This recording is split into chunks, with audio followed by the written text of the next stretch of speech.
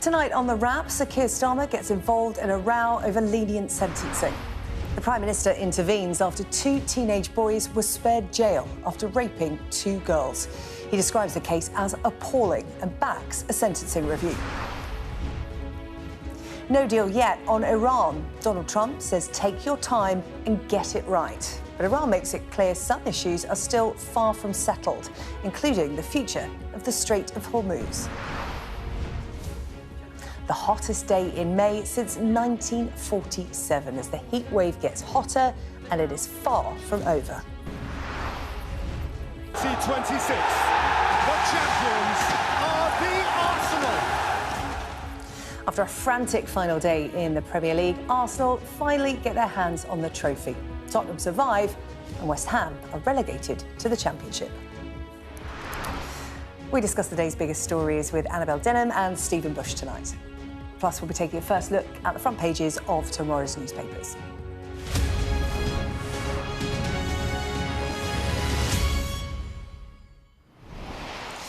Well, good evening to you and hello to Annabelle and Stephen as well. Plenty to come from them shortly. But first, our top story this evening, the Prime Minister backing a review of a rape case sentencing that saw 2 teenage boys spared jail after raping 2 teenage girls in separate incidents. Sir Keir Starmer has been urged by the parents to intervene, and he described the case as appalling. Well, the Attorney-General is going to review the sentence given by Judge Nicholas Rowland, who said on Thursday that he wanted to avoid criminalising the very young boys.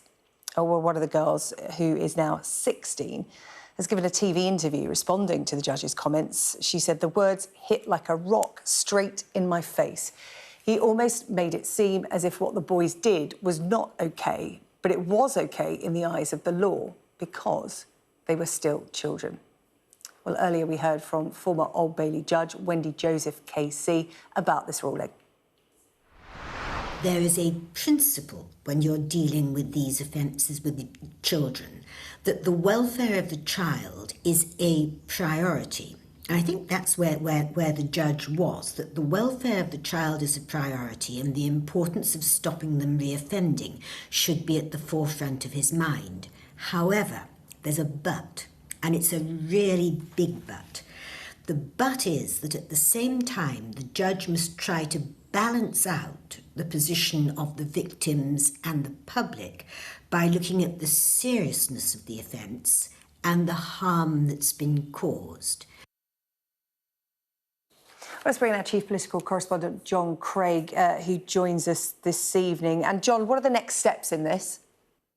Well, the next steps will be that the Attorney-General, Lord Hermer, who is a very close ally of the Prime Minister and, of course, a controversial figure, according to Labour's opponents, is going to launch a review. Now, that could lead to him asking the Court of Appeal to look again at this sentence.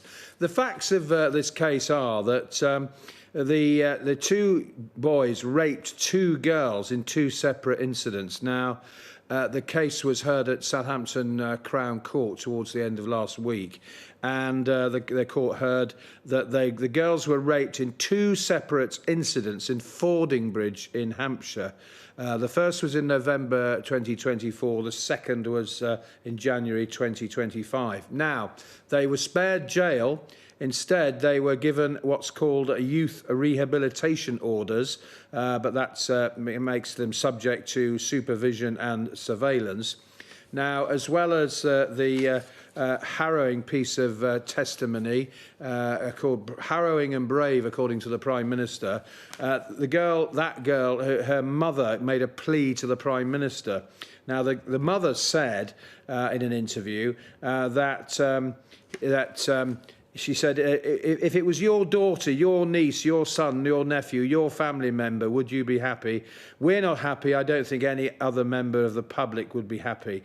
You're in a position of power, talking about the Prime Minister, so please help. Well, in his response, he talked about how the testimony of the young girl was harrowing and brave, and he said this in a message on X, Twitter: The girls at the heart of this case have shown extraordinary bravery and strength in heinous circumstances. This is an appalling case, and it's right that law officers are urgently reviewing the sentences. Now, so the Prime Minister's not urged or told the Attorney General to do this because it was happening already.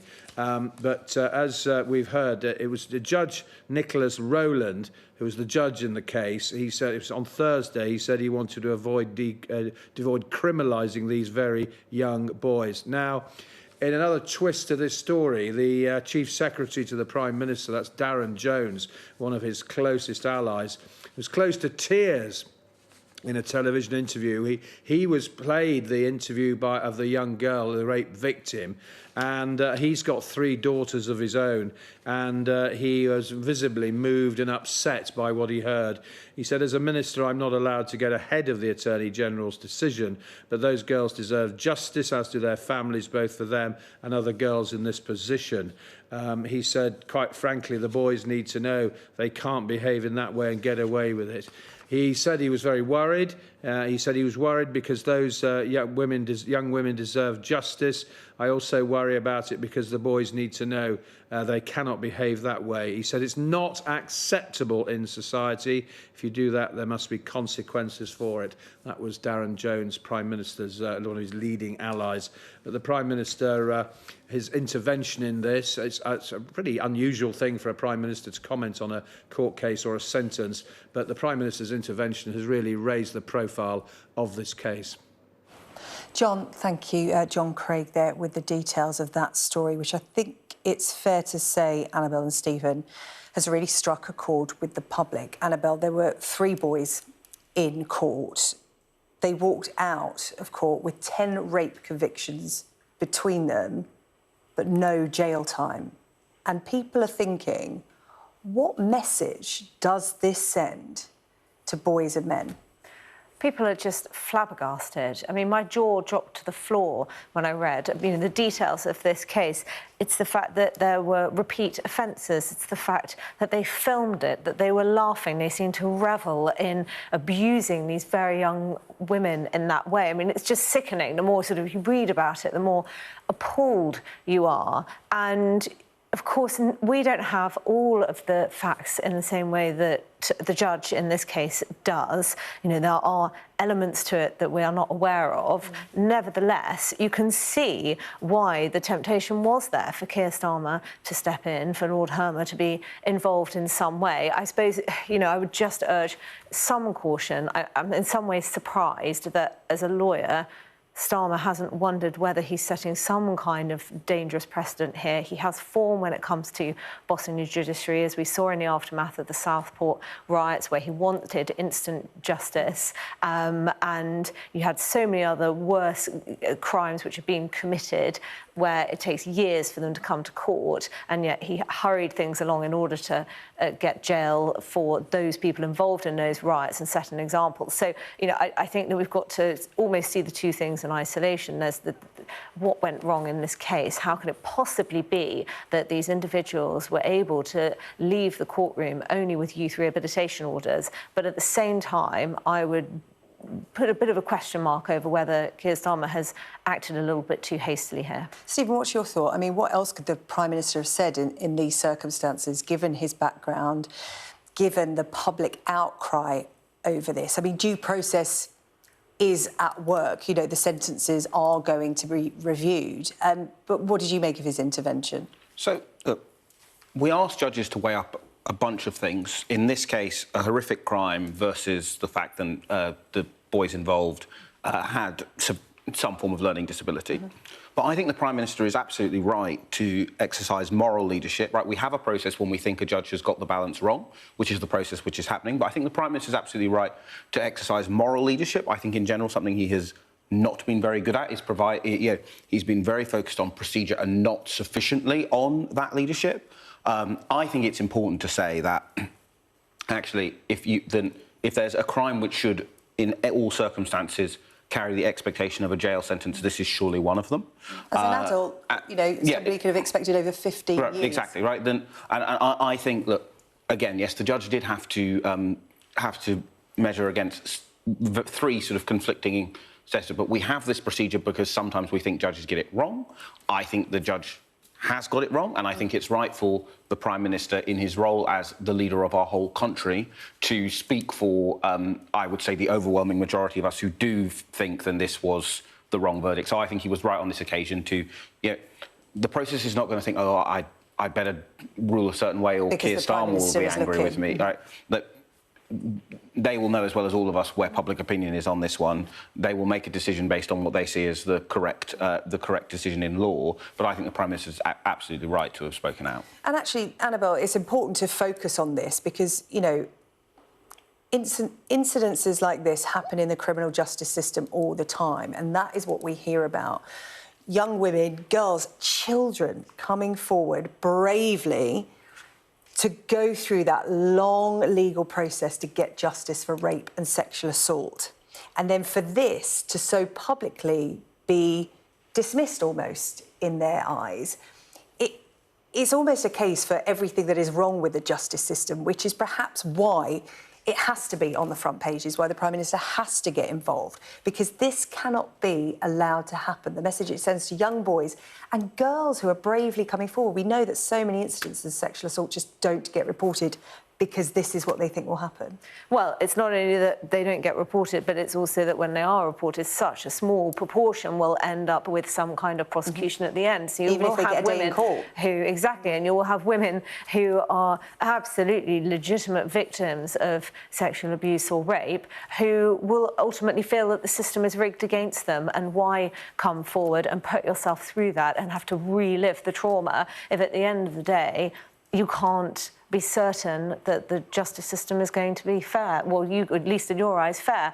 You know, you could say that Keir Starmer can't possibly meet the pleas of every parent or family member of a victim, but, you know, in this instance, this is addressing a wider problem, isn't it? Well, it is, but the girls' parents must just be unspeakably livid. These families just must feel such a sense of despair at what has happened, not just the attacks themselves, but the failure of the authorities, the criminal justice system, and the aftermath of that. And you're right that, you know, there do seem to be too many disincentives for people to speak up when they have been assaulted. And what kind of message does this leniency send both to them, but also to people who might be considering committing a crime? A government spokesman said the Attorney General's office has received multiple requests for the sentences to be reviewed under the unduly lenient scheme. As I said, it's really struck a chord with the public. And, Stephen, I just wonder if this is perhaps a bit of a watershed moment in terms of, you know, we speak about the broken justice system for victims of sexual assault and rape a lot here on Sky News. But I just wonder if this is the watershed moment, as awful it is for these girls to be put through it again, to have the sentences reviewed.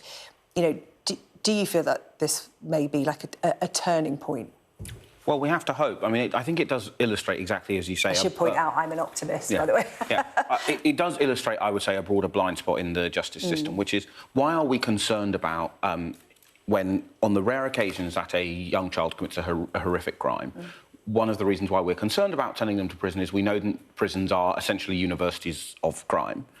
However, that is a policy that we rightly ought to have in mind for knife crime, a fight that goes wrong, not raping two young girls and videoing it. As well. Yeah, like raping other children, videoing it. That's not a crime where in my view, that's not a crime where a judge should be going, oh, I'm concerned that these children will be criminalised by going through the prison system. Prison has many roles, part of which is rehabilitation, but some of which is to put dangerous people where they can't harm other people. And I would say that we have to hope, and this is a moment which I think does expose that too many people do think that rape is not a real crime. Yeah, I wish that wasn't the case, but visibly I do think some people do see it that way, and I think that, in my view, that has weighed into the judge getting the balance wrong here. You make a good point there. Jess Phillips, the former safeguarding minister, before she resigned, of course, because of Sir Keir Starmer's leadership, she made a comment on the radio, I think it was, perhaps yesterday, where she said, look, we have teenagers now who are on social media, they've grown up on social media, and we are seeing the byproduct of this being a social experiment that's gone unchecked. And in her view, the fact that these rapes were filmed for content to send to their friends and spread far and wide, she said, you know, these are some of the uncomfortable truths that we're now facing. And you make a good point there about rape not being a real crime, sexual assault being ignored. Do you think that all feeds into this?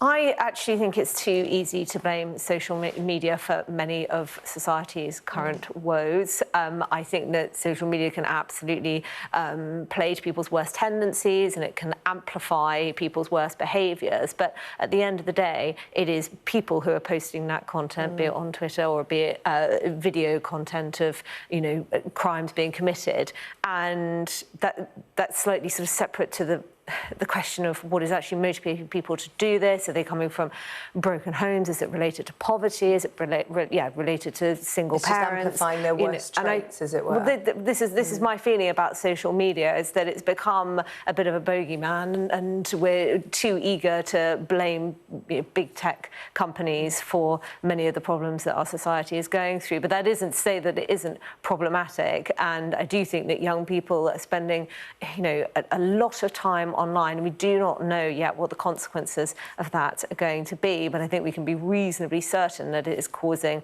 you know, isolation. It is causing people to be very, you know, separate from their friends, desensitized to violence. They're being exposed to all sorts of different content that they wouldn't be in the real world. So I do think, you know, that's absolutely sort of a problem that we are trying to grapple with, although I actually think that politicians are really trying to kick the can down the road and not confront it properly. But at the same time, I think it's just a bit of an easy sort of get out that politicians will instantly start to lambast social media companies for their role in a crime like this, when actually there are so many other aspects to it. OK, Annabelle, Stephen, thank you. Let's talk about Iran now. Donald Trump has told his negotiators not to rush into a deal, but to take their time and to get it right. Speculation had been growing that an agreement would be signed off today to stop the Iran war and reopen the Strait of Hormuz. But it is becoming clear that there is still more work to do.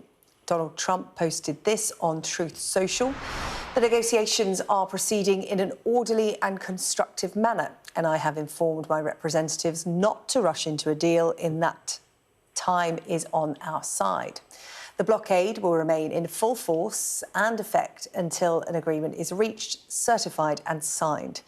Both sides must take their time and get it right. There can be no mistakes. Our relationship with Iran is becoming a much more professional and productive one. They must understand, however, that they cannot develop or procure a nuclear weapon or bomb. Our US correspondent James Matthews has this update on the situation.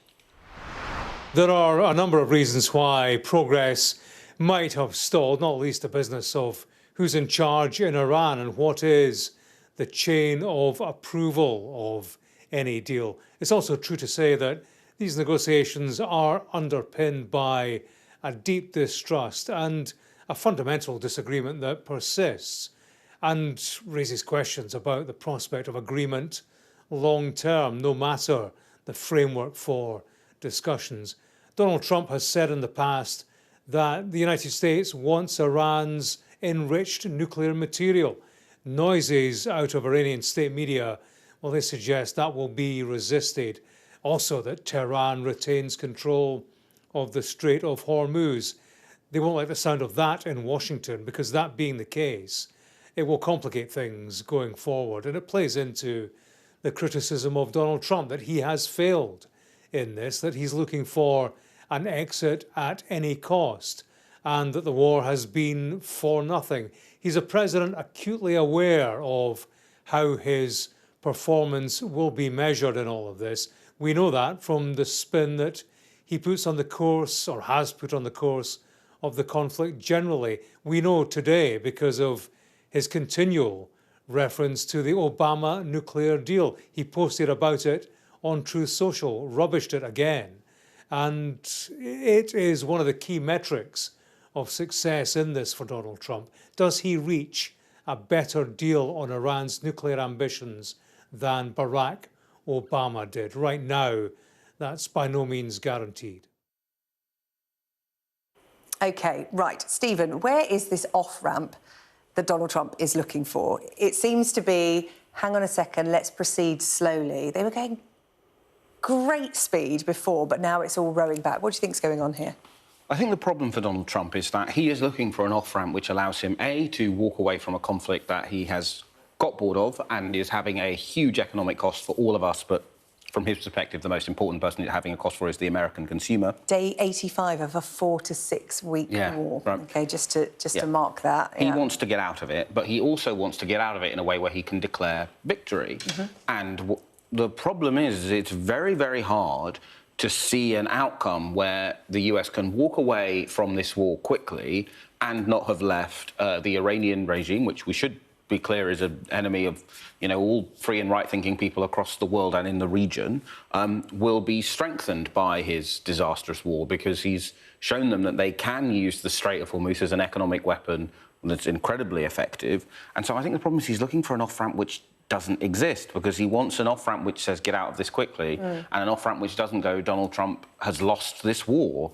But unfortunately for him and for all of us, there is no such off-ramp. There is either a prolonged and economically costly war that will cost millions of lives, it will take years, or there is a defeat for Donald Trump. There ain't a third off-ramp. Yeah, arguably, Annabelle, it could be that Donald Trump leaves the region in a worse state with which he arrived unexpectedly and at full force.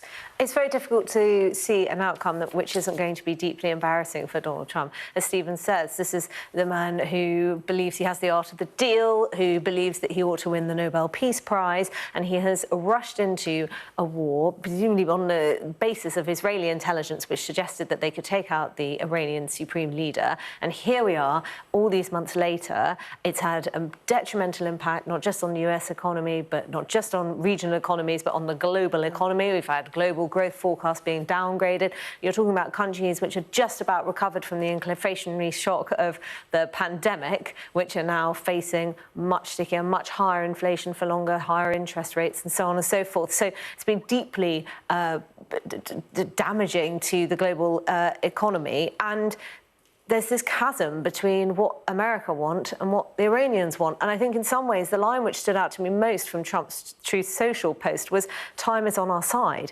Well, it isn't, because, as I say, we're already seeing the detrimental impacts on economies across the world as a consequence of this, but it's also damaging to Donald Trump. You know, only around 35 to 40% of Americans are not pretty firmly opposed to this conflict. Even within the Republican Party, OK, you have some of the hawks, but you do also have a pretty strong anti-war camp who believe in America first foreign policy, who were under the impression that Donald Trump was going to tilt towards the Indo-Pacific. And here they are, tied up in a conflict in the Middle East, which is the exact opposite of what they're anticipating when Trump entered the White House. Yeah, and what is slowing it down? Reports from Iranian state news agency this evening saying that conditions in the Strait of Hormuz, everybody can find that on a map now and knows about the Strait of Hormuz, conditions in that waterway will not return to pre-war norms. The state news agency citing national security. That seems to be the sticking point that is slowing down those talks. So actually, Iran in a stronger position, arguably, than they were before this war started, when it came to that major shipping channel. As you said, it's holding the world hostage, effectively, isn't it, in that sense? OK, let's talk about the football. I know Stephen's keen to talk about this. The Premier League rarely fails to impress, but today it had a bit of everything, didn't it? Tears of joy and of sadness, legends leaving, and, of course, the presentation of the trophy to a team who haven't won it in over 20 years. Here is our sports correspondent, Rob Harris, on a breathless final day. 14-year stay in the Premier League is at an end. Down and out. Not even a win enough to save West Ham. Armstrong. Survival instead for Tottenham on a dramatic final day in the Premier League. It began with Spurs fans putting on a show of support when they've had little to celebrate all year. It's a little undecided. All these early misses against Everton showing why. they only had to avoid defeat and for West Ham not to beat Leeds to stay up. But it was tense and anxious until the breakthrough for Spurs came just before half-time. João Paulinho got it over the line. Fine margins! Huge moments! News of the goal spreading to East London. As if the news isn't bad enough for West Ham supporters. Despite all the second-half goals. And it's in from Castellanos! And Bowen goes for goal and gets it! Callum Wilson, oh, that's a solid strike. The Hammers winning 3-0, but then waiting for the other game to finish, hoping for a Spurs collapse. That never came. Instead, staying in the top division, where they've been since 1978. I'm confident that we can do more next year, because obviously what you said, 2 years in a row we end up 17th was unacceptable, especially for a club like Spurs. So things are going to need to change next season, and we're going to see if that's going to happen. But we're going to do everything about it, and I'm confident that we're going to do way better than we did the last 2 seasons. For West Ham, a third relegation this century. But the first since moving into the old Olympic Stadium a decade ago. It's a horrible place to be in football. Football gives you so many good moments in your career and bad moments to go with it. But a relegation for a club like this, it hurts, you know. And like you said, we done enough today in terms of our result, but throughout the season we just haven't done enough consistently to pick up the points, and we found ourselves in the position that we was in. It was only a third home win of the season for Tottenham that saved them, but it has been a painful season, made even more agonising by watching the success of their greatest rivals. In 2026, the champions. Arsenal receiving the Premier League trophy. Champions again after 22 years. It was a day of tearful farewells across the league for former champions. Mohamed Salah from Liverpool. And Pep Guardiola from Manchester City. But it all ended in anger for West Ham and relief for Tottenham. Rob Harris, Sky News, North London. Well, we have a Gooner in the studio. Congratulations. Thank you. Coming from a Tottenham fan, I'm saying it through gritted teeth. But it does feel like at the top of the Premier League, there is a bit of a power shift, because I was driving in this evening and I was listening to the Arsenal celebrations, Mikel Arteta being thrown up in the air, and at the same time Pep Guardiola giving his leaving speech to the Man City fans. I mean, you know, this is such an achievement for Arsenal, and the feeling is this could be the start of something. Well, we hope so. I don't think, you know, I mean, I was 14 when we last won the league. Actually, when I went down on Tuesday evening to the Emirates, I bumped into a friend and we decided we should get buzzballs, because when we last won the league, we had Alka Pops. There was a trend on social media where everybody was like, post a picture of where you were and what you looked like last time Arsenal won the league. There was some corkers. Yeah, and it turns out Alka Pops, well, I was going to say they've got worse since I was a teenager. Maybe my palate's improved. But we never thought then that would be the last time. We thought we would be able to challenge us. So hopefully, of course, this time, we've got a great coach. All of the other rivals are in some kind of transition, so fingers crossed. But, we do tend to have these weird long periods where we don't win it. But no, it's great. We're also, of course, the only club never to be relegated. This is the 100th consecutive season in the Premier League. So, what a way to cap it with that. And Declan Rice, who was lifting the trophy there, he told a lovely story in the build-up to this about queuing up at Barclays in Kingston upon Thames, just down the road from here, to have his picture taken with the Premier League trophy back when he was a boy. And there he is lifting it at the Palace, the coronation at the Palace, they called it today. And just in terms of West Ham going down, Tottenham staying up, and Pep Guardiola leaving, I mean, it really did have everything today. What do you think is next for West Ham? I mean, just looking at the players today, they're devastated, and Jarrod Bowen saying, all I can say is it hurts today. I can't think of any other word. Yeah, I mean, I think, particularly for them where they had finished so strongly, it was really that horrible run they had at the start of the season that was so hard to... I mean, it's odd, I realise, showing my age, I still think of West Ham as a yo-yo club. Yes, so I was slightly taken aback when it was like, too. oh, has it really been 13 years? But I assume they'll be back. You know, they've got strong support. It's got, you know, that lovely stadium, thanks to Boris Johnson, from a revenue perspective. And there's no VAR in the Championship. Which is lucky. That's one of the things I love about women's football, is not having to wait to celebrate a goal. Yeah, there's that, you wait with bated breath, don't you? Annabelle, I'm sure you want to offer your congratulations as well. Well, actually, let me first commend you on being so gracious as a Tottenham supporter. Well, do you know what? Congratulating. I think it's years of training. I used to work for Sky Sports as well, so it's sort of trained into you. You know, the sport's the winner. Annabelle, sport's the winner. And I probably wouldn't have been so gracious if we'd have gone down today. But hey-ho, we did not. Right, OK. Let's talk about the weather, shall we? Yeah, it's been hot, hasn't it? Officially, the hottest day of the year today, the temperature reaching 32.3 degrees at Kew Gardens in the southwest of London. It's also the hottest day in May since 1947, and there is more to come on the bank holiday. Here's Sky's Amelia Harper. The water at London's Teddington Lock is how these people want to beat the heat. On the hottest day of the year, the kayaks are out, the paddleboards too, and even a rowing boat. We decided to kind of drive down. We departed from Richmond, and then we paddled the whole way here. We've been waiting for the sun for months, and we winter paddle, but it finally feels like summer's arrived this weekend.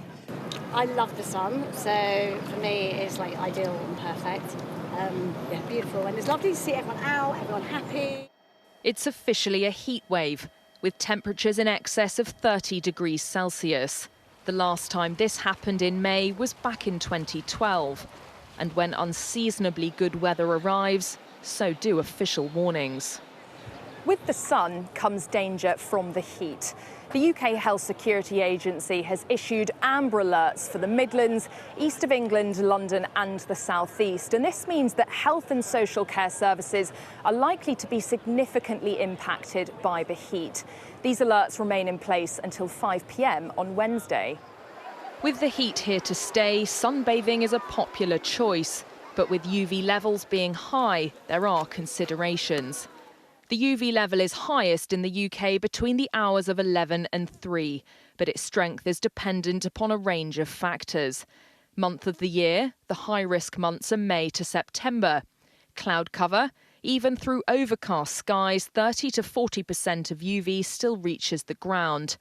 Altitude, the higher up you go, the stronger the UV. And reflection, water reflects 5 to 10% of UV rays. And it's leaving skin cancer specialists concerned. Unfortunately, we have a really unhealthy relationship with the sun in the UK. Because it comes out so intermittently, we binge on it. The problem is we were never brought up to have good sun protection habits. And that's something that's been passed on from generation to generation. So even now, you have adults that will put sunscreen on children and just wipe the remnants on themselves. Across the UK, from rivers to our coastlines, the same picture. Beaches and a bank holiday, a combination that has the RNLI on high alert.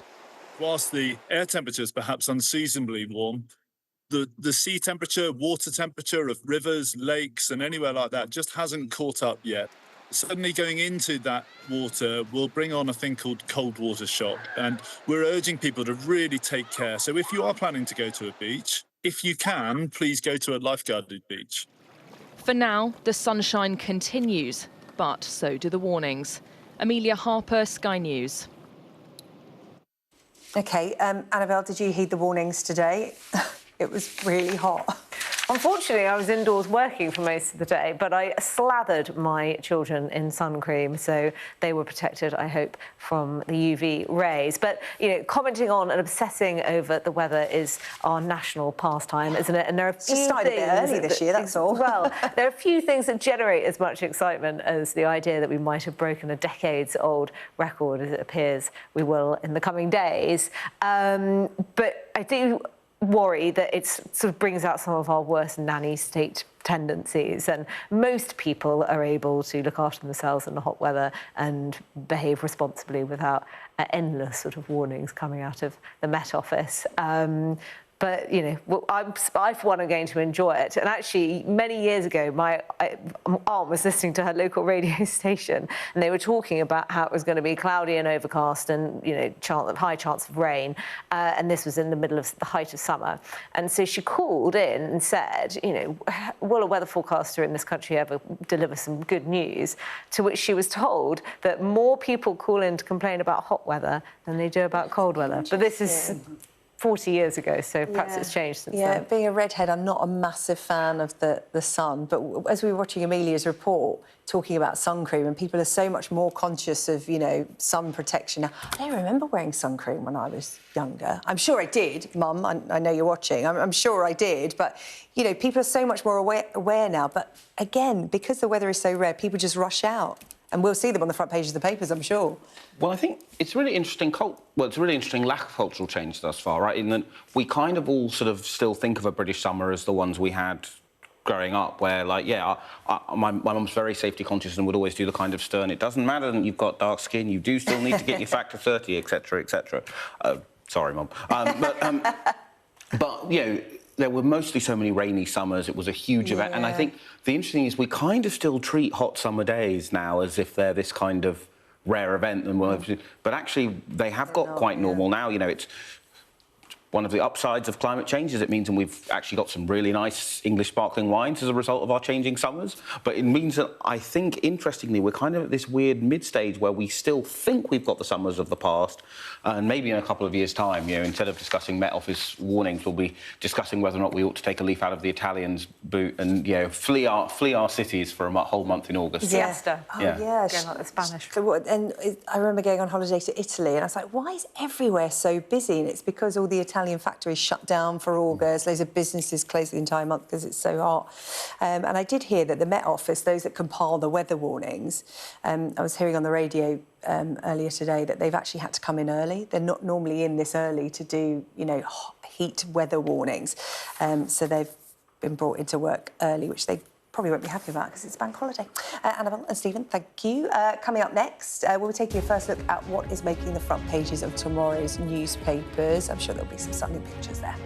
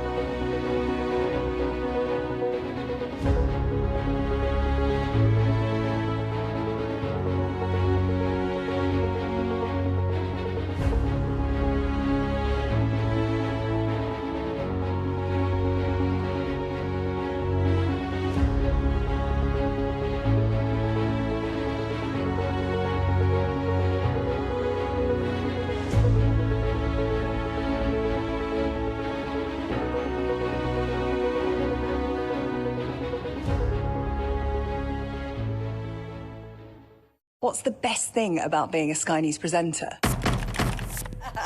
Perfect. Let's bring you some breaking news. Being a Sky News presenter. I began by asking... Thank you so much. ...trusting us to tell her story. The battle for number 10. Sky News has been given exclusive access. Let me give you a sneak peek. It was the day those present would never forget. Why did you decide to open up and tell your story? Hello, welcome back. This is The Wrap. Time now to see what is making the front pages of tomorrow's newspapers. We are going to start, Stephen and Annabelle, with The Guardian. We'll have a look at all of them before I talk to you. It's my first time doing this show, so bear with me. Right, let's go through the script, shall we? Yeah, The Guardian leading with the Iran war as a deal edges closer, according to President Trump, who it says, the newspaper, that he is facing fury from his own party about this deal. We're going to talk about that in just a moment. This is the FT. It also features on its front page the Iran war, reporting that President Trump won't be rushed into a deal with Iran. Conflict also featuring on the front page of The Telegraph, with reports Iran may have to give up uranium for peace. And as well as the potential deal in Iran, The Times reports on a scheme that could spur youth into work. The Eye has an exclusive report of the apparent messages sent to the former US Ambassador Peter Mandelson by ministers, which it say could cause embarrassment. Criminals are taking over our high streets. That's the headline in The Express, which warns gangs are using barbershops as fronts for illegal activities. Nigel Farage facing more questions over his finances on the front page of The Mirror, with claims Russian spies hacked his phone to expose a £5 billion gift from a crypto billionaire. The Daily Mail has a warning from a policing leader about the government's proposed justice reforms. And the Daily Star is out, final front page. A campaign to rescue empty homes is on the front there. Well, it was my first time doing The Wrap, so it was never going to go completely smoothly. I did warn you that at the front, but I didn't warn the viewers, so sorry about that. We are going to go to the front page of The Guardian and talk about Iran. Now, this is interesting, Annabelle, because they're saying that the president is facing fury from his own party, some in his own party calling the proposed deal a disaster and questioning why the US president launched the conflict in the first place. Well, in view of the fact that the deal that Donald Trump is likely to strike will be pretty similar to the one that Obama struck, and which Trump described as horrible and pilloried on social media, he can't be altogether surprised that he's now facing some criticisms for the deal he's likely to strike himself. You know, the ultimate problem is that no US president has succeeded in stopping Iran. They may have been able to delay Iran enriching uranium or reduce the stockpiles, but they haven't been able to stop it altogether. And that is ultimately what Trump wants to get out of this conflict. So, you know, he's coming under mounting domestic pressure from, of course, the US electorate, who are feeling the pinch of rising energy costs, rising inflation, you know, exacerbating the cost of living. But it's also the fact that it's coming from within his own camp. And there are hawks, you know, there are individuals in the Republican Party who are behind this war, but they certainly don't want it to be prolonged. They don't want it to go on for any longer than is absolutely necessary. But I think there is a growing body within the party who are putting a lot of pressure on Donald Trump to bring it to an end. Yeah, and the Democrats sitting across the aisle saying, you won't get a better deal than what Obama did. You'll probably come out with just the same thing. On the front page of The Telegraph, we mentioned earlier that the Strait of Hormuz could be the sticking point in this deal, which is why Donald Trump is saying, take your time, take it slow, because Iran effectively will have more control of that strait after this is all done. But in The Telegraph, they're saying, actually, it could be to do with the nuclear weapons. They're saying both sides under this agreement would have another 60 days to sign a final deal and negotiate an end to Iran's nuclear programme. It doesn't even address Iran's missiles. Yeah, and look, one of the reasons why we've had various moments when it's looked like a deal's been reached and it's collapsed, partly because it's then turned out than what the US and Iranian sides believe they've agreed is slightly different. But look, the essential sticking point here, and one of the consequences of the folly of this war, is that it has completely discredited internally in Iran the non-hardliners. And the hardliners' view is very much, look, we've got to get a nuclear deterrent, because if you give up your deterrent, then you are at the mercy of things like we've seen. Whereas if you have a deterrent, you're North Korea and no one bothers you. And I find it very hard to believe that there will be a deal done if Iran's uranium is now an essential part of the deal. It's just so hard to work out how you either end up with something even worse than the deal that Obama got, because Obama, of course, was not doing it at a time when Iran had demonstrated their power to hold the world to ransom economically, or you end up with a deal which says, look, they can continue to enrich uranium, which is what no one right-minded should want that. I just want to touch on this story on the front page of the Daily Express, which is really interesting. Violent criminal gangs taking over high streets, and they're using barbers and vape shops as a front for their illegal activity. Yes, so the Daily Express is essentially looking into the demise of the British high street. And of course, you've got rising vacancy rates, hollowed out high streets up and down the country. And it's explored all of the various reasons why this is happening, but suggests that one, which is underexplored, is organised crime. It's the fact that you do have these shops taking over high streets. You know, it's Turkish barbers, it's vape shops, and they are describing it as brazen fronts for illegal activities. So that's, you know, legal working, money laundering, so illicit cash being cleaned through these businesses. And I think, you know, anybody who walks down British High Street sees some of these shops, and how are they they're surviving completely when others empty. aren't? And they ask themselves how are they surviving, and you know what's really going on here. You know, the National Crime Agency last year was able to seize £10 million worth, you know, of criminal proceeds. So this is a very sort of real problem, but I think it is something that the government, the authorities are struggling to clamp down on. OK, Annabel Denham, Stephen Bush, thank you so much for the moment. After the break, we're going to be talking about sport. As we've touched on, after 10 years of success with Manchester City, Pep Guardiola has waved goodbye for the last time. We'll have all the details next.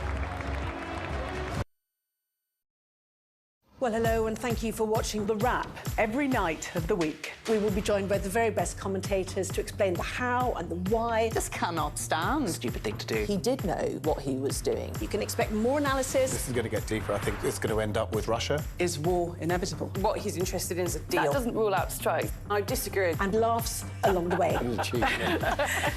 Plus, a look at tomorrow's headlines. The Wrap. Everything wrapped up for you from 10.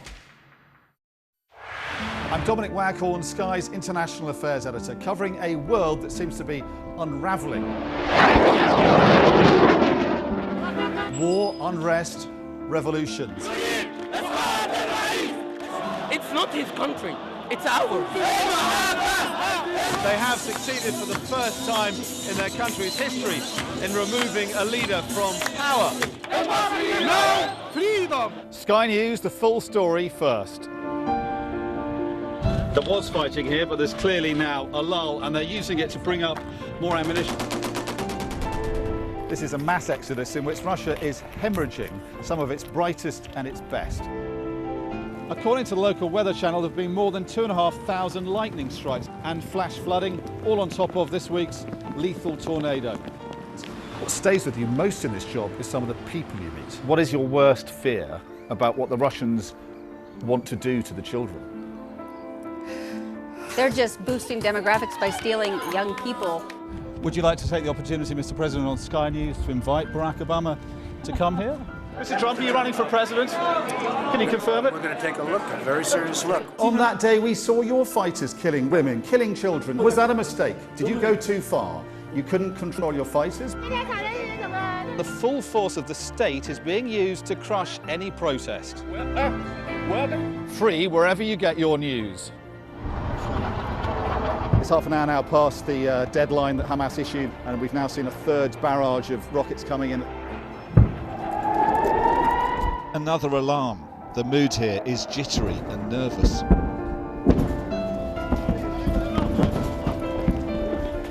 We're seeing the world get more and more divided, and it's our job to try to make sense of it all. I urge you not to look away. If Hamas hands the hostages over, they will end this conflict. The world has been watching. Good to see you again. How are you? Did she say how he was? The conditions are awful. The jets were ordered to come back. Historic day here today. How will you respond if India does launch airstrikes? They'll be allowed to warn. I'm just going to put some body armour on. I'm Yalda Hakim. The best thing about being a Sky News journalist... My darling. Best rugby, Sky News. ...is being a Sky News journalist. You said to people, I'm not coming back for more, but you have come back for more. Well, let's kick off and make a statement. What can our Prime Minister say to you to not impose tariffs? He's coming out! What more do you need? Right, let's get the latest sports news now from Roger.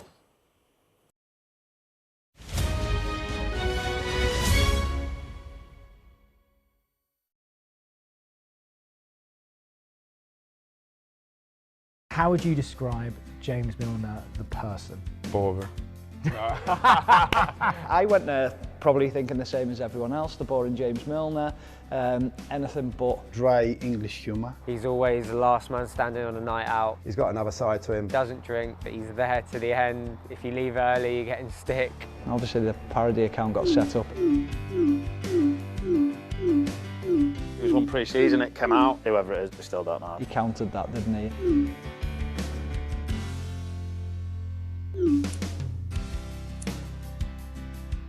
Unassuming, humble, great fun, great to be around, incredible company. A very unique player and a unique person.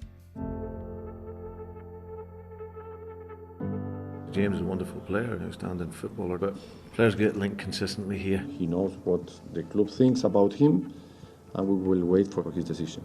I had 2 years left, and I was looking to stay at the club when contract didn't come, and then eventually a contract came, and it was effectively a pay cut. You know, in the end, the club offered something which was probably at the time when I'd made my mind up was right at the end, whereas the mindset originally was to stay. It got to a point and it was like, well, might be better off going. I think at that time, it would have been coming to the end of Steven Gerrard's time, hearing that James Milner was going to become available because he hadn't renewed with City. He was certainly, you know, right at the top of our list of key targets to go after. I got a phone call from Matthew who said James would like you to come out to his house and just spend some time with you, which I'd never kind of had that before. I'd met with players and agents, obviously for lots of different deals, but James was very keen that I went out and spent some time out of his house with him and Amy, his wife. And I felt like I and Liverpool Football Club were being interviewed by James. I know how I'm going to be when I go there. I'm going to give absolutely everything to whatever club I'm playing for. I'm going to give them everything I have every single day on and off the field. For me, it's what's your intentions and what's the plan, and you know, you're saying this to get me there, but is this going to happen? Rodgers has spent more than £70 million on transfers this summer. One player who's arguably impressed most on tour, though, didn't cost a penny. I've been fortunate to play for a lot of big clubs in my career, and with that comes pressure, and that's what you want. You want to be playing at the top level with and against the best players. Millie's such a good laugh around the dressing room, always one of the lads, but when it's time to be serious and time to work, and then he's on another level really, so he had a really good balance. He's very much black or white, to be fair. He set the standards in training. I think I seen that from the first day I trained with him. He was the one that demanded standards. He was the one that if anyone wasn't quite at it, they would get told that they weren't. Every day that I trained with James Milner, I don't think he was ever below par. We clicked at Liverpool. We both got an English mindset. We both want to work hard. We both enjoy running off the ball. I don't enjoy slide tackles as much as him. He brought relentlessness. He was one of the reasons why, even when we went behind or we took a knock, that we would get back into the game. He's like the Swiss Army knife of players, isn't he? You're always trying to add, you know, key pieces to the jigsaw, and I think over my time there, I very much felt that we were building towards success rather than expecting it. James and his experience and, you know, his success at Man City, they were all key parts of why he was a great choice for Liverpool. Always liked him. One of the biggest LFC legends of my time, I can tell you. Without James Milner, nothing of the success we had in last years would have happened. One of the best players and characters I ever met in my life. He was a huge ally for Jurgen. I was speaking to Jurgen only a couple of weeks ago about how we didn't just have James Milner, there was your Robertsons, your Hendersons, you know, myself. This was like before.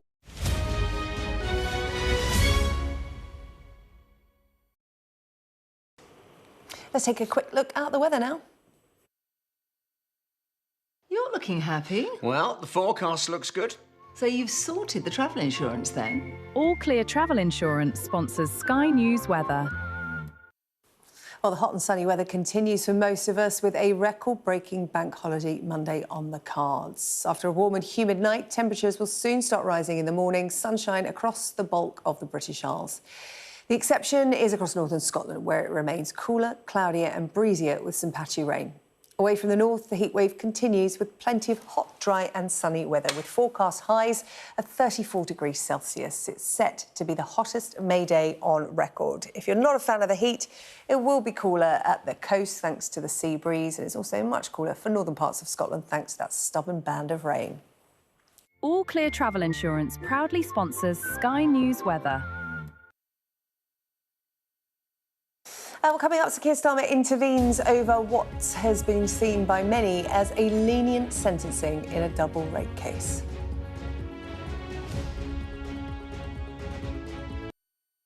What's the best thing about being a Sky News presenter?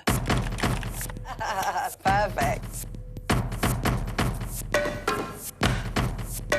Let's bring you some breaking news. Being a Sky News presenter. I began by asking, Thank you so much. trusting us to tell her story. The battle for number 10. Sky News has been given exclusive access. Let me give you a sneak peek. It was the day those present would never forget. Why did you decide to open up and tell your story? The best thing about being a Sky News journalist... My darling. Beth Rigby, Sky News. Is being a Sky News journalist. You said to people, I'm not coming back for more, but you have come back for more. Well, let's kick off and make a statement. What can our Prime Minister say to you to not impose tariffs? He's coming out! What more do you need?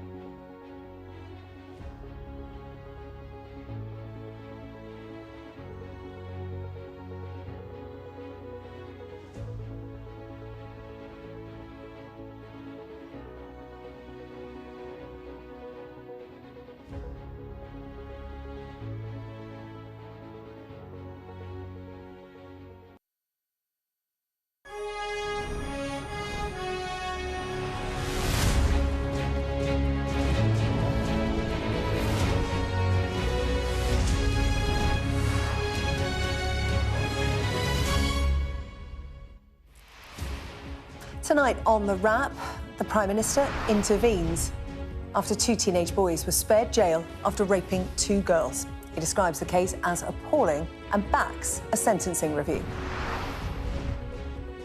No deal yet on Iran. Donald Trump says take your time and get it right. But Iran makes it clear some issues are still far from settled, including the future of the Strait of Hormuz. T26, the champions are the Arsenal. After a frantic final day in the Premier League, Arsenal finally get their hands on the trophy. Tottenham survive and West Ham are relegated to the Championship.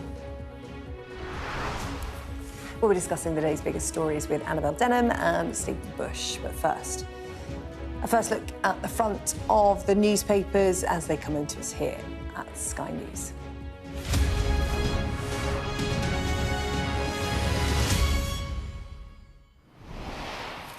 Good evening to you and hello to Annabelle and Stephen. We're going to start with a story that really has touched a nerve with the public. The Prime Minister getting involved, saying that he backs a review of a rape case sentencing that saw 2 teenage boys spared jail after raping 2 teenage girls in separate incidents. So Keir Starmer had been urged by the parents to intervene, and he described the case as appalling. The Attorney-General is to review the sentence given by Judge Nicholas Rowland, who said on Thursday that he wanted to avoid criminalising the very young boys. Well, one of the girls, who is now 16, gave a TV interview responding to the judge's comments, and she said that his words hit like a rock straight in my face. He almost made it seem as if what the boys did was not OK, but it was OK in the eyes of the law, because they were still children. Well, our chief political correspondent, John Craig, joins us now for more on this story. And John, it's important to point out the Prime Minister spoke after it was already found that this sentence was going to be reviewed. But talk us through the next steps of this. The review will be carried out by the Attorney-General. That's Lord Hermer, big Starmer ally, controversial figure and much criticised by Labour's political opponents. What could happen is that he may well refer it to the Court of Appeal to give a ruling on whether this sentence is too lenient or not. Now, what has happened here is that a court case took place late last week, Southampton Crown Court, and the two girls who were raped in 2 separate incidents. This was in both in Fordingbridge in Hampshire. The first was in November 2024. The second was in January 2025. Now, the 2 boys, both 15 at the time, were given youth rehabilitation orders but spared jail. Now, those orders mean that you have to be subject to intensive supervision and surveillance. But as we've heard, the young woman who gave an anonymous interview was very, very upset. Her mother has issued a plea to the Prime Minister. Her mother gave an interview in which she said, addressing the Prime Minister, if it was your daughter, your niece, your son, your nephew, your family member, would you be happy? We're not happy. I don't think any other member of the public would be happy. And she said, addressing the Prime Minister, you're in a position of power to help, so please help. Well, there was a fairly swift response from the Prime Minister. He issued a message on X, Twitter, in which he began by saying it was the girl's interview was harrowing and brave testimony. And then he said this: the girls at the heart of this case have shown extraordinary bravery and strength in heinous circumstances. This is an appalling case, and it's right that law officers are urgently reviewing the sentences. Now, the Attorney-General will look at remarks made by the judge, Nicholas Rowland, and they may be studied also by the Court of Appeal if it reaches them. He said on Thursday in the court, Nicholas Rowland, the judge, he wanted to avoid criminalising the very young boys. Now, the 2 defendants were also convicted of attacking another victim with a 3rd boy. Both these rapes were filmed by the boys. Some of the footage was shared online. Now, what the Prime Minister's called harrowing testimony had an effect on the Darren Jones, the Chief Secretary to the Prime Minister, Starmer loyalist. He was played the girl's interview, and he seemed to be fighting back tears. He was clearly very upset by it. He's got 3 daughters. He said that the government was looking at the case urgently. He said, as a minister, I'm not allowed to get ahead of the Attorney General's decision, but those girls deserve justice as to their families, both for them and other girls put in the position. He said, quite frankly, the boys need to know they can't behave in that way and get away with it. He was asked if he was worried about the case. He said he was. I do worry because these young women deserve justice, but I also worry about it because boys need to know they cannot behave that way. It is not acceptable in society, and if you do that, there must be consequences for it. Of course, the government has made a big issue of tackling violence against women and girls, and that is why, obviously, why ministers are so concerned about this and why there will be a review led by the Attorney General. John, thank you, John Craig, there with the update on that story. And Stephen, as I said, this has struck a chord with so many people because for many it's an example of just how the justice system in this country fails women and girls. Yeah, I think... So we ask just judges to balance a variety of things when they make sentencing decisions. One is the risk that the person who's been convicted will, go on to reoffend, what the best way to manage that is, and then the other, of course, is the responsibilities to the victim and to the general public.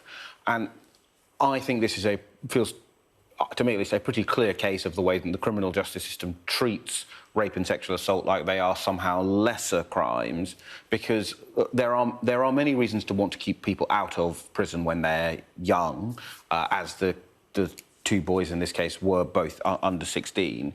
But at the point that you've videoed you've been convicted on multiple convictions of rape, you've videoed your crimes. It feels, I think, to most people, then the idea of you're talking of avoiding criminalisation, that ship has well and truly sailed. And I think it does feel like a proof point for everyone who's ever suspected that the criminal justice system treats crimes against women and girls as less serious than, real crimes. Yeah. And I think it will hopefully, therefore, be a moment of change and reflection for us to think about the sort of institutional way that we treat violence against women and girls differently from other forms of violence. Yeah, I mean, Annabelle, the Attorney General is going to do their job. Public opinion and emotion, and the Prime Minister cannot affect the outcome of what the Attorney General will decide. There is a due process to go through. However, what does happen in this will get a lot of attention, because so many people are saying, what kind of message does this send to boys and men about sexual assault and rape? And what kind of message does it say to young girls and women about sexual assault and rape? Well, I think one of the big fears that women who've been sexually assaulted have in coming forward is that they're not going to be believed. And these things are extremely difficult to prove in many instances. Not this one, because they filmed it, as Stephen has pointed out. And they have convictions. They have convictions. They have 10 rape convictions. The idea that you have the ducks in a row here, and yet still these boys are receiving youth rehabilitation orders. They are not going to spend time behind bars. As you say, what sort of message is this sending to other victims of sexual violence? So I think it's deeply troubling, and you can see why there was that temptation for Keir Starmer to step in. My only concern is, that there will be sort of increased pressure, that it could sway the outcome. The fact that you have got, those in the absolute most senior positions in the land weighing in on it. But to your earlier point, you have to bear in mind that such a small proportion of rapes now lead to a prosecution. I think it's around 2.5 to 4% of recorded rape offences will result in a suspect being charged or summoned for prosecution. So it's a tiny proportion. So that does seem to be this sort of quite strong incentive for those who are victims of this appalling crime just to brush it beneath the carpet and soldier on. And that cannot be the message that we send to to victims, to young girls, nor indeed, to your point, to young men who, absolutely need to understand that crimes have consequences. And it's all very well talking about how institutionalisation at a young age can increase the risk of reoffending, that it would be coming at a crucial developmental stage for those boys who were 14 when they committed this crime. And rehabilitation is an important part of the criminal justice system, but so is punishment.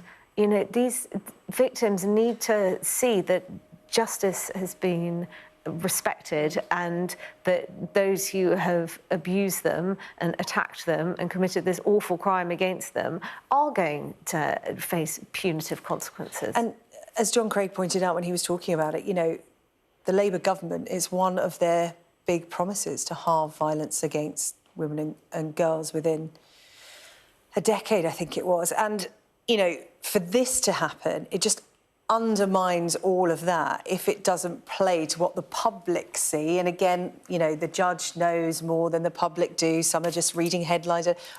However, if the sentence isn't reviewed and there isn't some kind of jail time for these boys, I think in the public's eye, it will undermine a lot of what the government are saying on this issue. Yeah, I think completely. I mean, look, I think for most of us, we think if there is a case for where the prison system is needed, it is a crime of this severity. So I think one of the reasons we have this process is judges don't always get it right. They have to balance a bunch of variables, but sometimes they do just reach the wrong conclusion. I think for most people, it would, as you say, completely undermine any sense and the kind of system-wide change that Labour are targeting in order to meet that very ambitious target on violence against women and girls.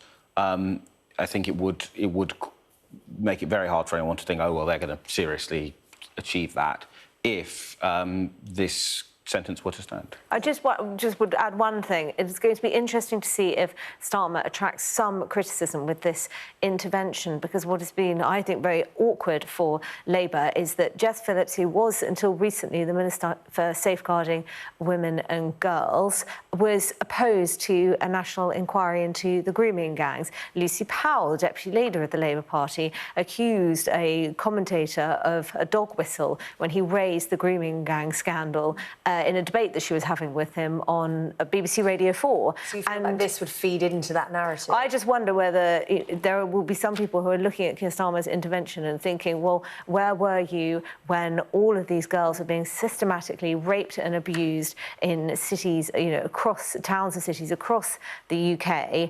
And why is it that senior figures in the Labour Party were so slow to act, very slow to announce that there would be a national inquiry, then they were very slow to, set a timeline for it, the terms of reference, and that's created an enormous amount of frustration because this was an absolutely atrocious scandal which occurred over a number of years with many, many victims, and the authorities, abject failure on so many levels, and the fact that they were just so willing to turn a blind eye in order to avoid inflaming community tensions. So I think it'll be interesting just in the coming days to see if how this plays out. Issue is raised again. OK.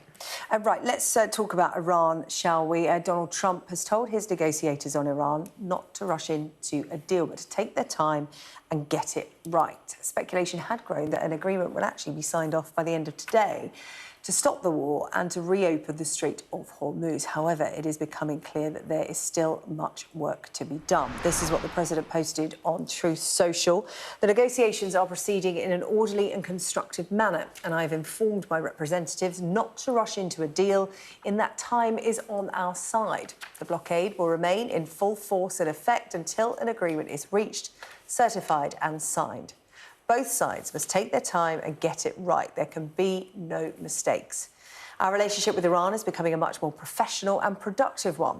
They must understand, however, that they cannot develop or procure a nuclear weapon or bomb. Our US correspondent James Matthews has this update on the situation.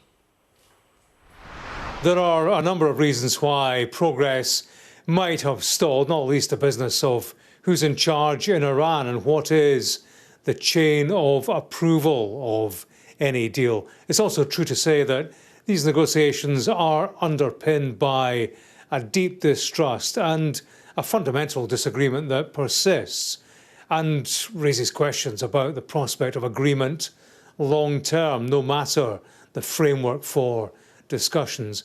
Donald Trump has said in the past that the United States wants Iran's enriched nuclear material. Noises out of Iranian state media, well, they suggest that will be resisted. Also that Tehran retains control of the Strait of Hormuz. They won't like the sound of that in Washington, because that being the case, it will complicate things going forward. And it plays into the criticism of Donald Trump that he has failed in this, that he's looking for an exit at any cost, and that the war has been for nothing. He's a president acutely aware of how his performance will be measured in all of this. We know that from the spin that he puts on the course, or has put on the course, of the conflict generally. We know today because of his continual reference to the Obama nuclear deal. He posted about it on Truth Social, rubbished it again. And it is one of the key metrics of success in this for Donald Trump. Does he reach a better deal on Iran's nuclear ambitions than Barack Obama did? Right now, that's by no means guaranteed. So where are we on the Iran deal? If you believe Donald Trump, it's all in hand. We're just taking our time, crossing the T's, dotting the I's. We've got to get this right, no mistakes. Annabelle, reading between the lines, where do you think we're at?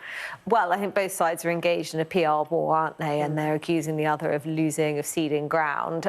Ultimately, these are not two nations which can see eye to eye. And I struggle to see how they're going to bridge the chasm when it comes to acquiring nuclear weapons. You know, it's all very well the US saying that the Iranians might be willing to relinquish their stockpiles. But Iranian officials have said that Tehran has not agreed to hand over those stockpiles. They've got 440 kilograms of uranium enriched to 60%. It is absolutely their objective to acquire a nuclear weapon. Then you've got the fact that they have shown in this conflict that they are able to hold the global economy to ransom by blocking the Strait of Hormuz. And yes, the US then brought in a retaliatory blockade, but that hasn't eased the passage of container ships through the strait. It's still been enormously economically damaging. That's intensified pressure on Donald Trump. So it's difficult to see how the US president is going to emerge from this, claiming any kind of victory.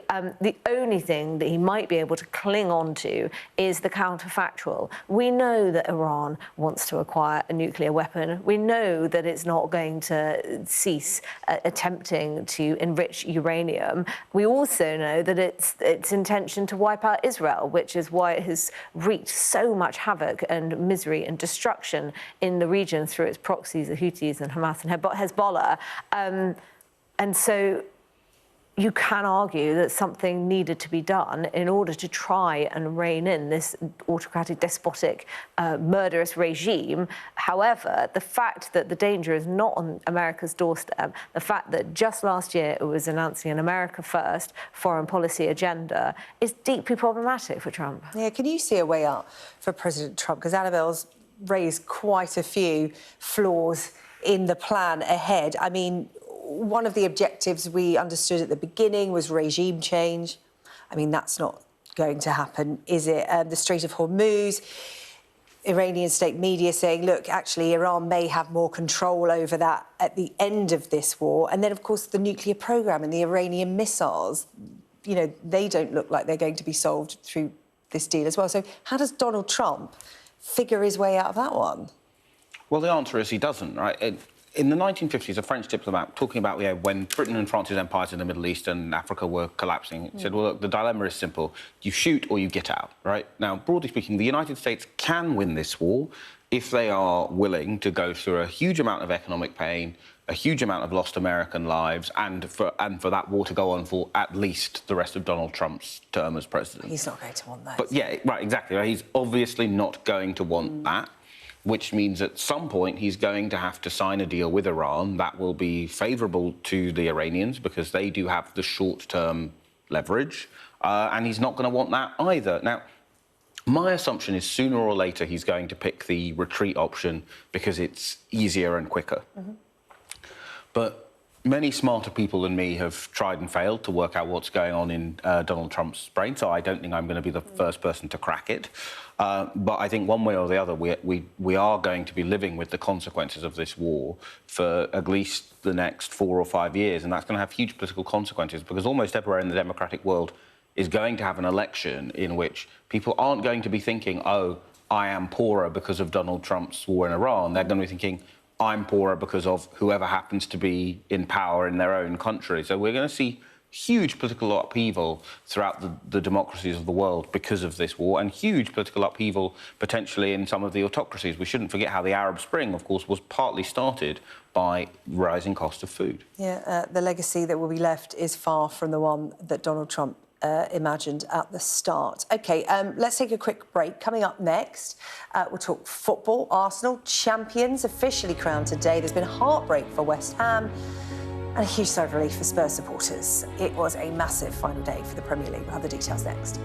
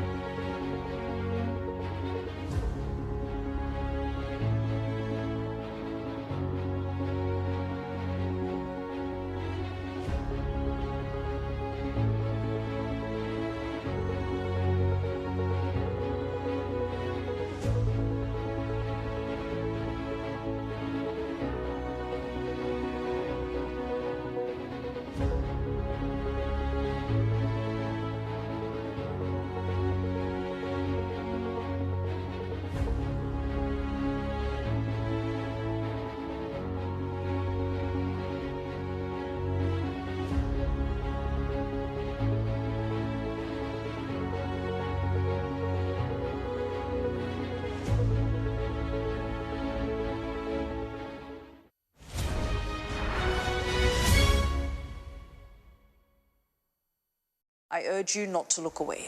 If Hamas hands the hostages over, they will end this conflict. The world has been watching. Good to see you again. How are you? Did she say how he was? The conditions are awful. The jets were ordered to come back. Historic day here today. How will you respond if India does launch airstrikes? They will be allowed to war. I'm just going to put some body armor on. I'm Yalda Hakim. The best thing about being a Sky News journalist... Hi, darling. Beth Rigby, Sky News. ...is being a Sky News journalist. You said to people, I'm not coming back for more, but you have come back for more. Well, let's kick off and make a statement. What can our Prime Minister say to you to not impose tariffs? He's coming out! What more do you need? We're trying to see as much as we can. We're in an area that's just been reclaimed. Mr. Zuma, Sky News. People are directly protesting. The whole neighborhood is rallied around her. It's been impenetrable to journalists over the last 2 years of war in Sudan. I've been waiting for this for 2 years. It doesn't feel like a big homecoming. It was never going to be pretty. War isn't pretty.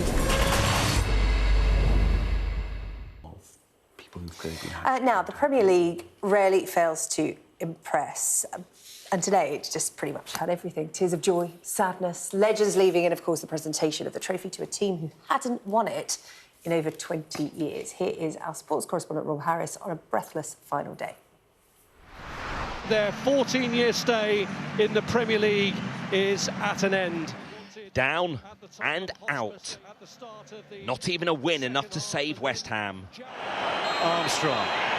Ndiaye.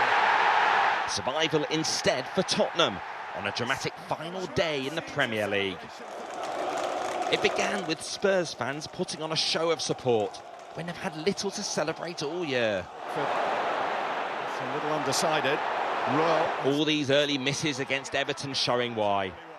They only had to avoid defeat and for West Ham not to beat Leeds to stay up. But it was tense and anxious. Until the breakthrough for Spurs came just before half-time. João Paulinho got it over the line. Fine margins! Huge moments! News of the goal spreading to East London. As if the news isn't bad enough for West Ham supporters. Despite all the second-half goals. And it's in from Castellanos!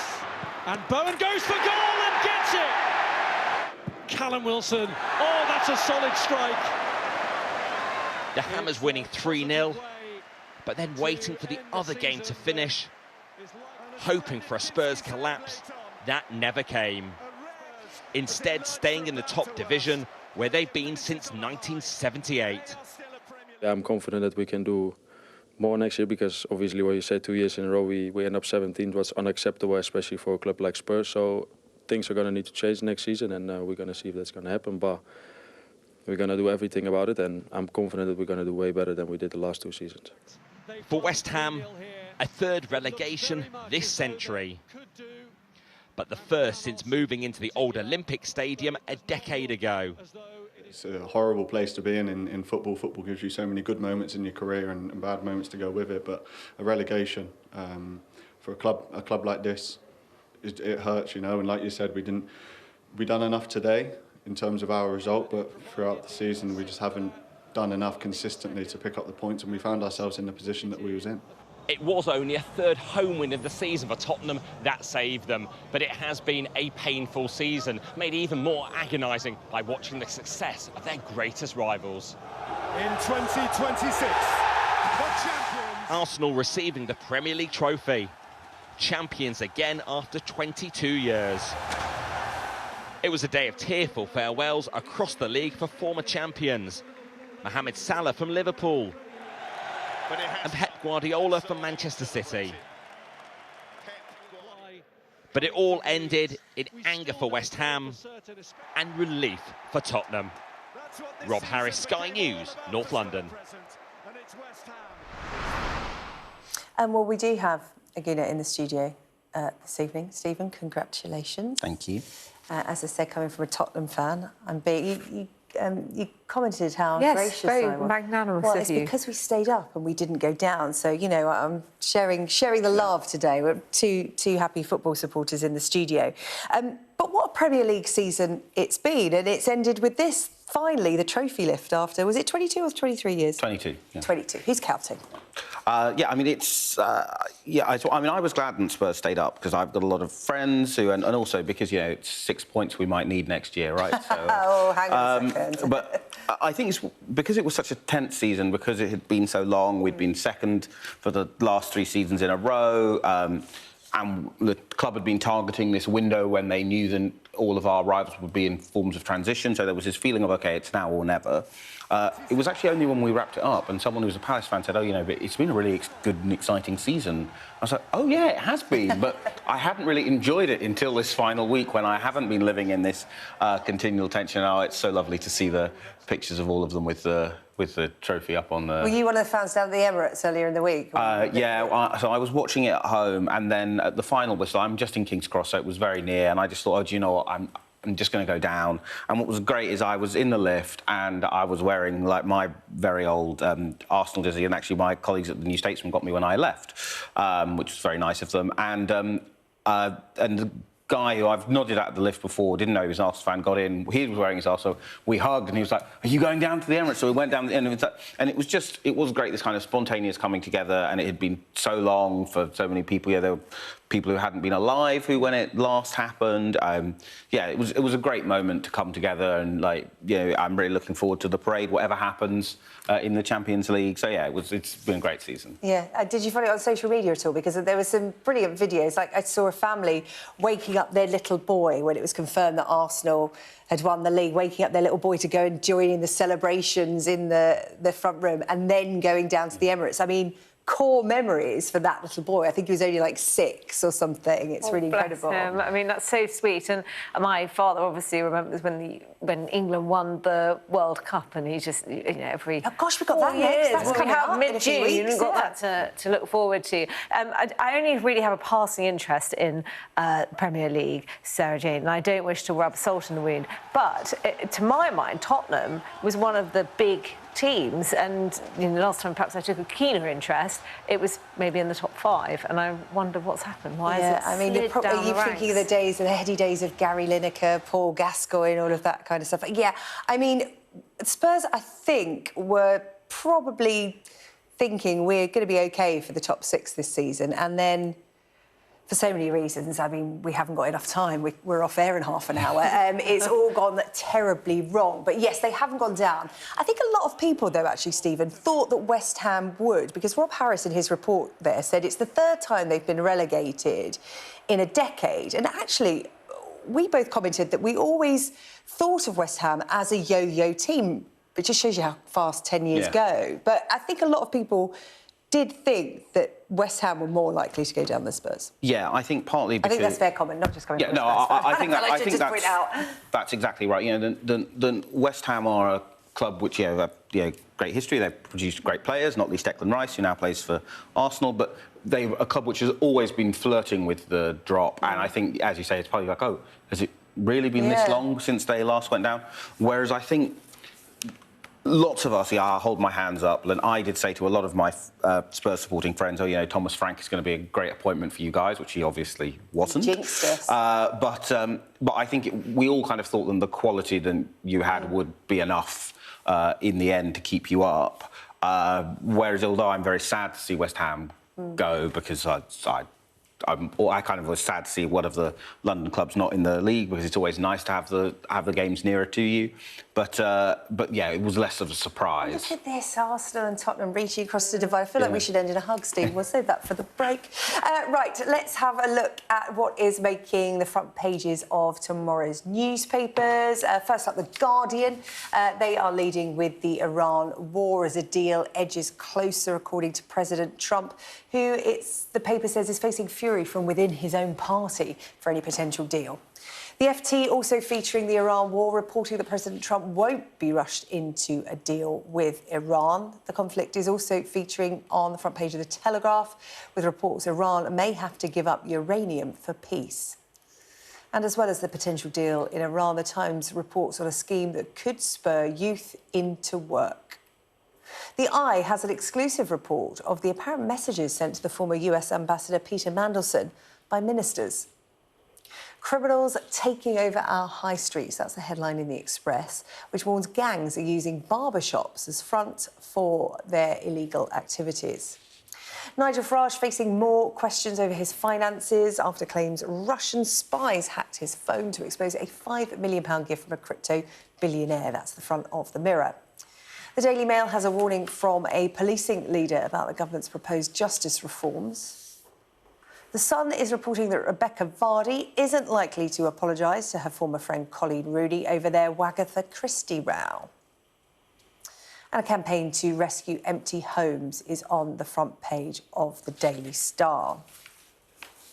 Right, let's have a chat about some of those front pages. Stephen, let's go to the FT and their take on Iran. And President Trump coming out, I mean, you know, he's posted on Truth Social, there's a deal, there's not a deal, there's a deal, there's not a deal, and now he's like, just take your time. Yeah, so there are, I think, a couple of things going on here. The first is that there is a lot of criticism within the Republican Party about this war. On the one hand, the hawks, who want a full-bore war with Iran, are going, look, how can you be walking away? Ultimately, having strengthened them, then you have the isolationists who are going, well, look, why did you start this in the first place?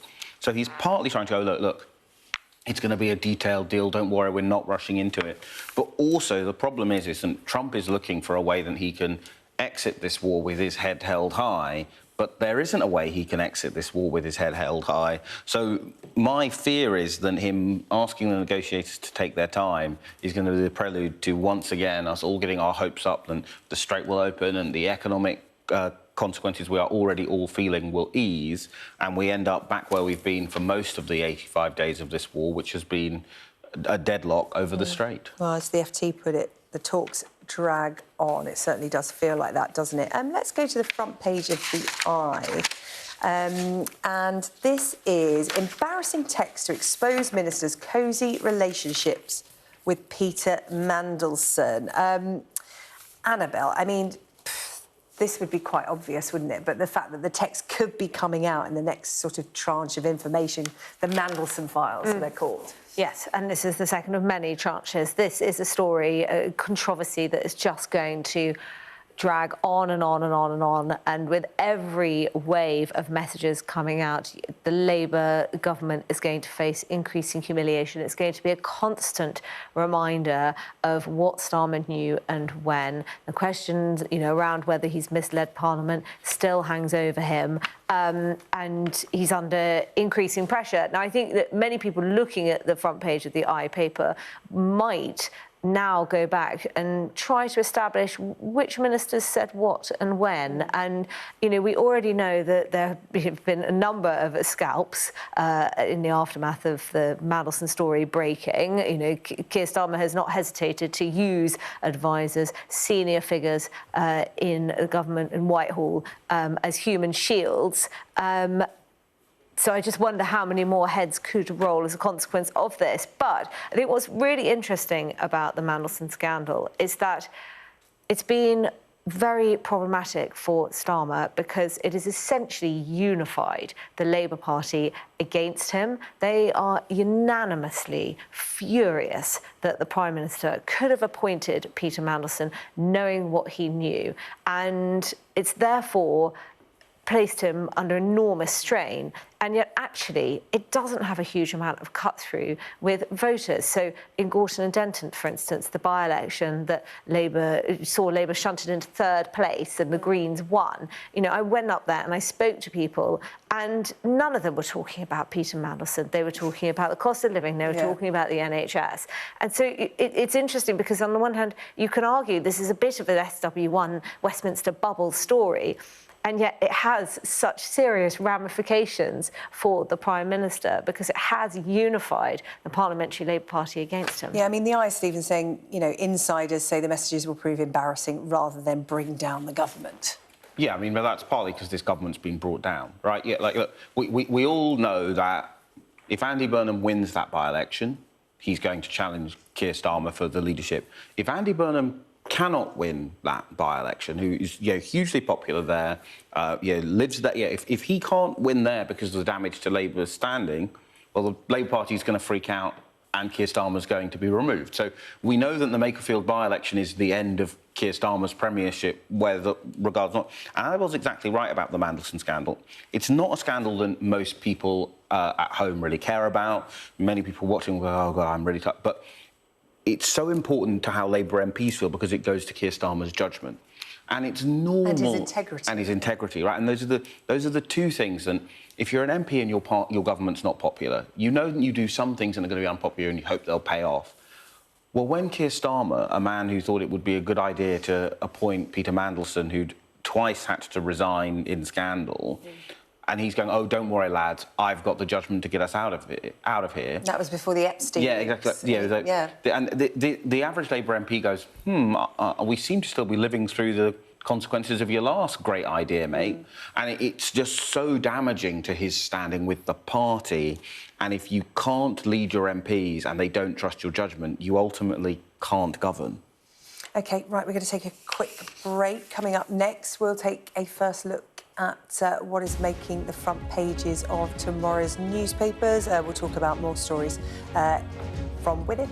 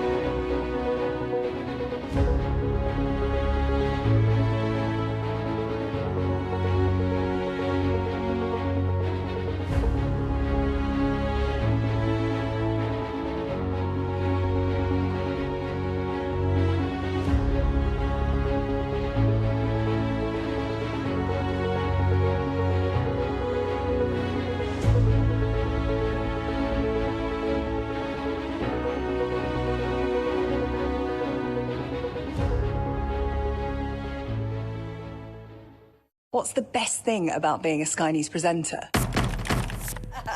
Perfect.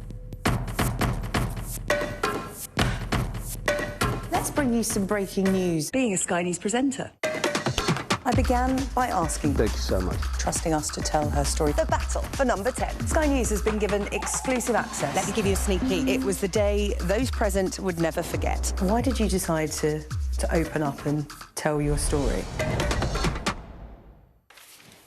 Right, let's look at more stories on the front page of tomorrow's newspapers with Annabelle and Stephen. And we're going to go to the Daily Telegraph, Annabelle. And this is Angela Rayner urging Keir Starmer to act on a social media ban for under-16s, essentially saying just make a decision and do it.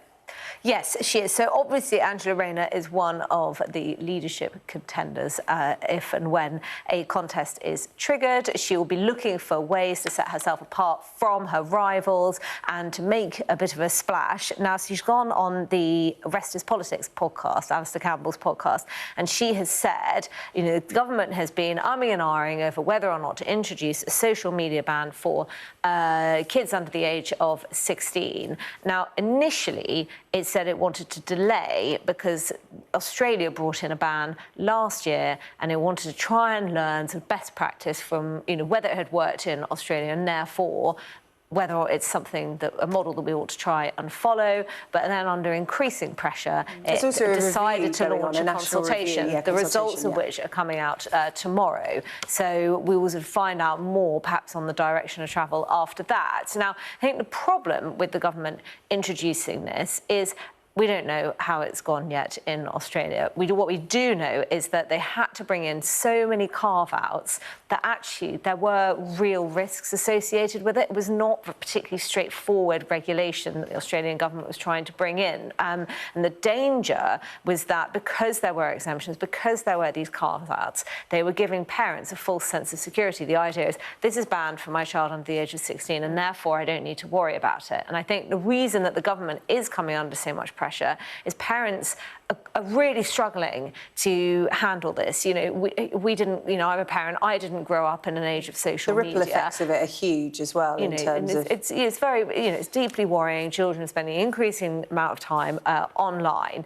I think another problem is that, you know, I'm old enough to remember, was it last year or the year before, that the government brought in the Online Safety Act? Now, that was designed to keep young people safe online. So why is it that we brought in this actually very wide-ranging legislation, you know, a mere few months ago, and now we're already suggesting that that's not enough and something else needs to be done? So I don't think this is particularly straightforward. I think there will be many Labour MPs who are saying, just do it already. It's overwhelmingly got the support of the British public and it's free. But actually, it isn't free. It will come with some costs. You know, all regulation, all legislation does have unintended consequences, and the concern should be that Starmer, you know, and perhaps the last gasps of his administration, pulls at this lever because he wants to do something that's sort of quick, popular, and seemingly easy to bring in.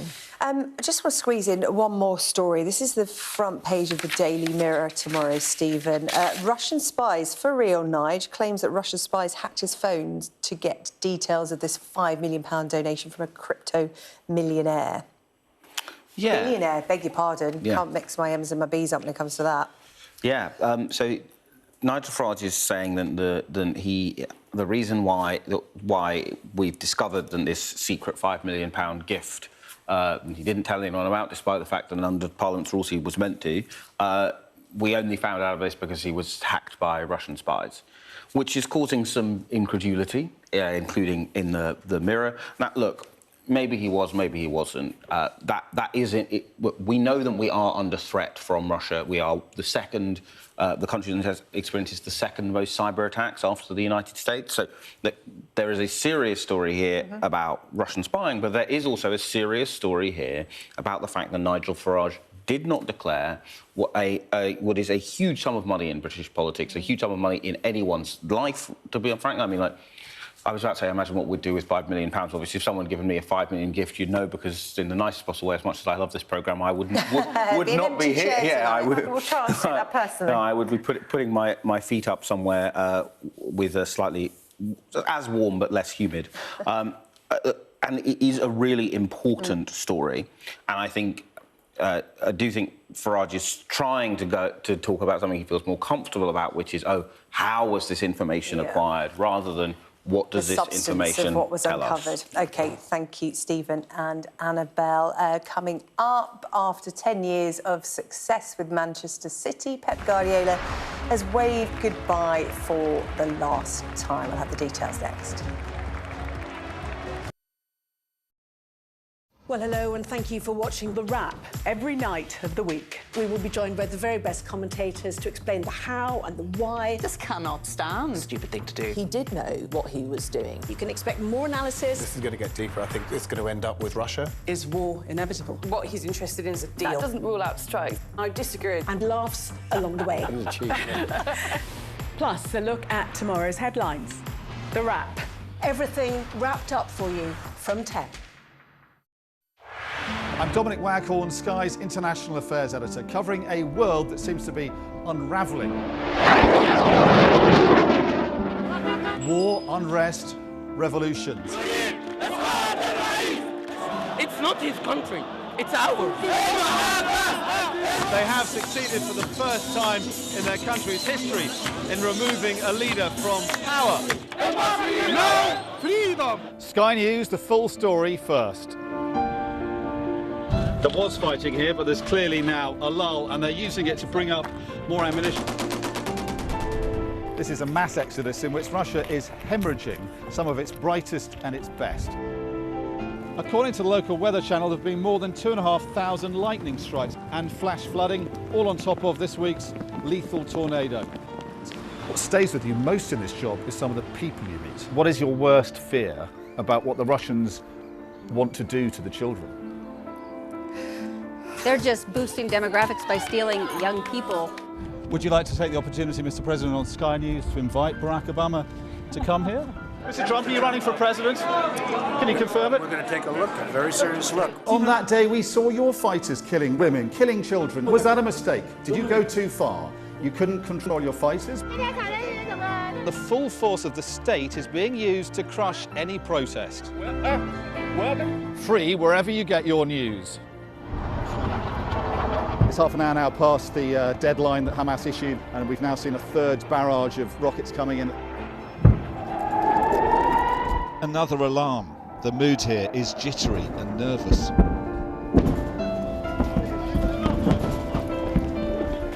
We're seeing the world get more and more divided, and it's our job to try to make sense of it all. I urge you not to look away. If Hamas hands the hostages over, they will end this conflict. The world has been watching. Good to see you again. How are you? Did she say how he was? The conditions are awful. The jets were ordered to come back. Historic day here today. How will you respond if India does launch airstrikes? They'll be all out to war. I'm just going to put some body armor on. I'm Yalda Hakim. The best thing about being a Sky News journalist... Hi, darling. Beth Rigby, Sky News. ...is being a Sky News journalist. You said to people, I'm not coming back for more, but you have come back for more. Well, let's kick off and make a statement. What can our Prime Minister say to you to not impose tariffs? He's coming out! What more do you need? Well, let's get the latest sport now with Roger.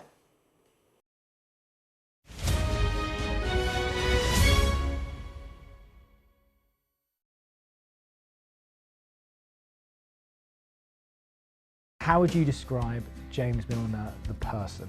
Boring. I went there probably thinking the same as everyone else, the boring James Milner, anything but. Dry English humour. He's always the last man standing on a night out. He's got another side to him. Doesn't drink, but he's there to the end. If you leave early, you're getting stick. Obviously the parody account got set up. It was one pre-season, it came out. Whoever it is, we still don't know. He countered that, didn't he?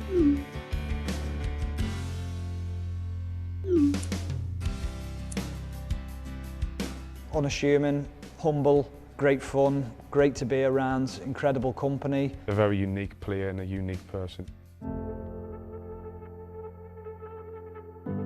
James is a wonderful player, an outstanding footballer, but players get linked consistently here. He knows what the club thinks about him, and we will wait for his decision. I had 2 years left, and I was looking to stay at the club when the contract didn't come, and then eventually a contract came, and it was effectively a pay cut. You know, in the end, the club offered something which was probably at the time when I'd made my mind up was right at the end, whereas the mindset originally was to stay. It got to a point where it was like, well, might be better off going. I think at that time it would have been coming to the end of Steven Gerrard's time, hearing that James Milner was going to become available because he hadn't renewed with City. He was certainly, you know, right at the top of our list of key targets to go after. I got a phone call from Matthew who said James would like you to come out to his house and just spend some time with you, which I'd never kind of had that before. I'd met with players and agents, obviously for lots of different deals, but James was very keen that I went out and spent some time out at his house with him and Amy, his wife. And I felt like I and Liverpool Football Club were being interviewed by James. I know how I'm going to be when I go there. I'm going to give absolutely everything to whatever club I'm playing for. I'm going to give them everything I have every single day on and off the field. For me, it's what's your intentions and what's the plan, and you know, you're saying this to get me there, but is this going to happen? Rodgers has spent more than £70 million on transfers this summer. One player who's arguably impressed most on tour, though, didn't cost a penny. I've been fortunate to play for a lot of big clubs in my career, and with that comes pressure, and that's what you want. You want to be playing at the top level with and against the best players. Millie's such a good laugh around the dressing room, always one of the lads, but when it's time to be serious and time to work, and then he's on another level really, so he had a really good balance. He's very much black or white, to be fair. He set the standards in training. I think I seen that from the first day I trained with him. He was the one that demanded standards. He was the one that if anyone wasn't quite at it, they would get told that they weren't. Every day that I trained with James Milner, I don't think he was ever below par. We clicked at Liverpool. We both got an English mindset. We both want to work hard. We both enjoy running off the ball. I don't enjoy slide tackles as much as him. He brought